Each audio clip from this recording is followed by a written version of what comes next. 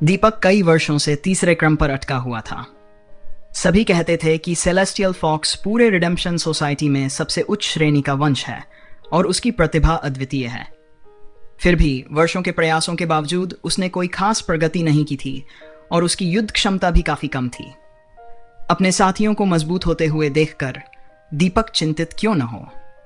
हालांकि उसके पास इस स्थिति से उबरने का कोई समाधान नहीं था। हाल ही में जब तेजस, विवेक, गौरवलाल और चांदनी प्रशिक्षण के लिए बाहर जाते थे, दीपक हमेशा किनारे पर रहता था और कभी नहीं लड़ता था।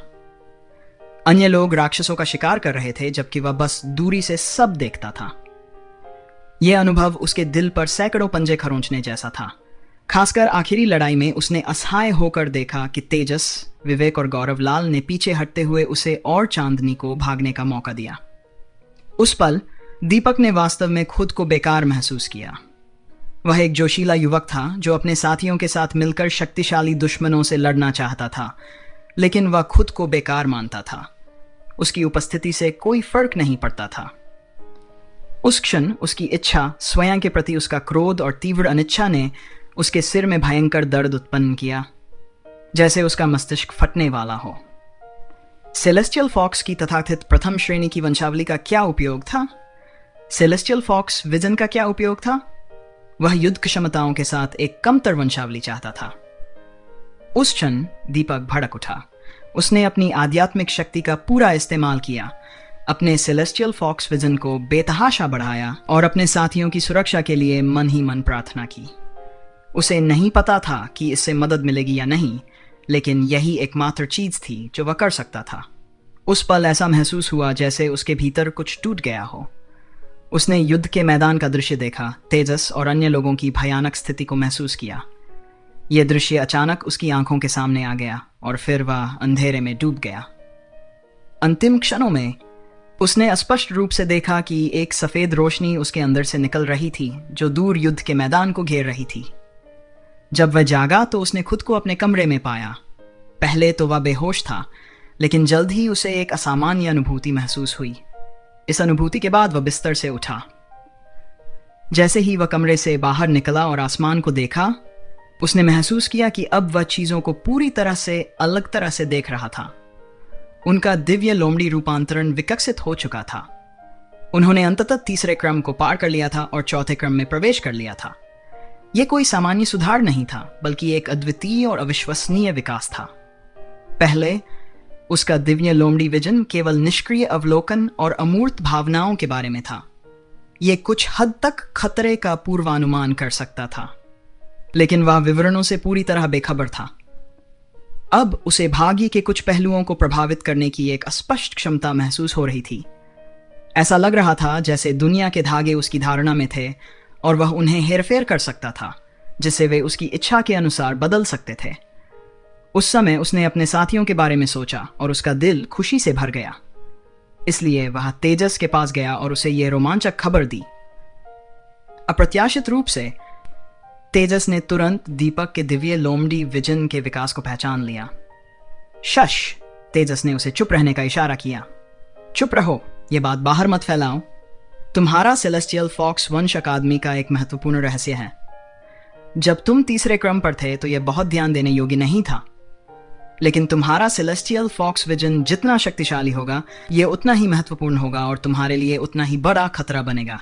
इसे केवल हमारे शिक्षकों के साथ साझा किया जाना चाहिए, हमारे वरिष्ठ साथी शिष्यों के साथ भी नहीं।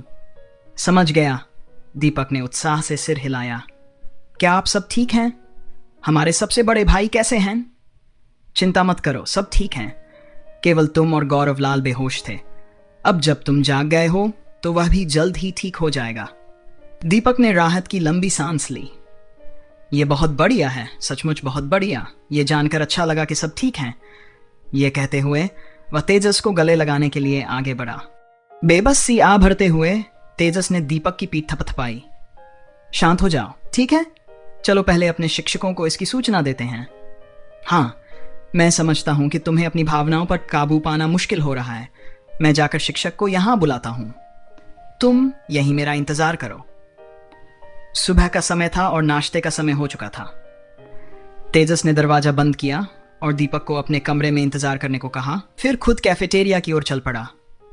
वह मेयर अभय राव की तलाश में नहीं था, क्योंकि वह अकादमी में वास्तव में नहीं रहता था। अकादमी का असली प्रबंधक गौतम था। वह अनुशासन का मुखिया भी था। तेजस को याद आया कि कैसे कल गौतम ने अभय राव को डांटा था। उसे खुद को खुश महसूस करने से नहीं रोक पा रहा था कि उसके मालिक ने वह डांट भोगी थी जो उसे खुद भुगतनी चाहिए थी। उसे उम्मीद थी कि आज भी कुछ ऐसा ही होगा। कल मुख्य लक्ष्य टीम का नेतृत्व करने वाला मेयर था, क्योंकि वे अभी अभी लौटे थे।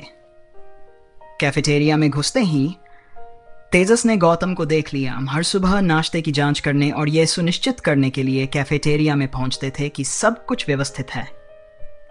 कैफेटेरिया में एक समृद्ध सुगंध फैली हुई थी, स्पष्ट रूप से मांस सूप या किसी अन्य प्रकार की गंध। यह संभवतः फिशर छिपकलियों की हड्डियों से बना शोरबा था, जिसे उन्होंने एक दिन पहले खाया था। यह वास्तव में सभी के लिए पौष्टिक था। शायद काली अकादमी के भोजन की भी तुलना नहीं की जा सकती। टीचर गौतम, तेजस ने धीरे से पुकारा। गौतम ने पलटकर देखा और अपने शिष्य को देखकर उसका चेहरा काला पड़ गया। मैं तुम्हें ही ढूंढ रहा था तेजस, तुम्हें पता है। गौतम की आंखों में फूटते क्रोध को देखकर तेजस तेजी से आगे बढ़ा और फुसफुसाते हुए बोला, गुरु गौतम, मेरे पास आपको बताने के लिए एक अच्छी खबर है। गौतम ने हैरान होकर पूछा, अच्छी खबर? कौन सी अच्छी खबर? तेजस उसके पास झुका और उसके कान में कुछ फुसफुसाया। क्या? सच में? गौतम की आंखें तुरंत चौड़ी हो गई और वह तेजस को डांटना पूरी तरह भूल गया। क्या यह सच है? क्या तुम्हें यकीन है? सख्त शिक्षक की आवाज थोड़ी कांप उठी। सकारात्मक, सकारात्मक, इसमें कोई गलती नहीं है। उन्होंने भी ऐसा महसूस किया है। तेजस ने पुष्टि की। वह कहाँ है? वह तुम्हारे साथ क्यों नहीं आया? गौतम ने उत्सुकता से पूछा। वह बहुत उत्साहित था और मुझे उसकी पोल खुलने की चिंता थी। मुझे लगता है कि इस मामले को इसके महत्व को देखते हुए गुप्त रखा जाना चाहिए, इसलिए मैंने उसे मेरे कमरे में प्रतीक्षा करने के लिए कहा और मैं सीधे आपके पास रिपोर्ट करने के लिए आया। मुझे लगता है कि ऐसा करना सही था।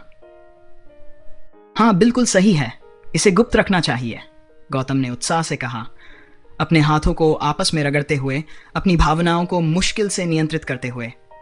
चलो, मुझे वहां ले चलो, मुझे खुद देखना होगा, तभी पता चलेगा। ठीक है।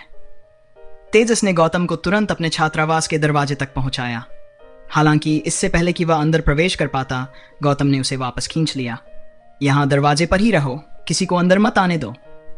यह कहकर उसने दरवाजा खोला और अंदर चला गया। तेजस को बाहर ही छोड़ दिया। तेजस का चेहरा कुछ चिढ़े हुए भाव से भर गया। यह मेरा कमरा है। खैर, जो भी हो, पहरा देने के लिए खड़ा हूं। शायद आज डांट खाने से बच जाऊं, है ना? कुछ ही देर में दरवाजा फिर खुल गया। जब गौतम तेजस के सामने पुनः आया तो उसके चेहरे पर संतोष की मुस्कान थी। शिक्षक गौतम, कैसा रहा? तेजस ने संकोच से पूछा।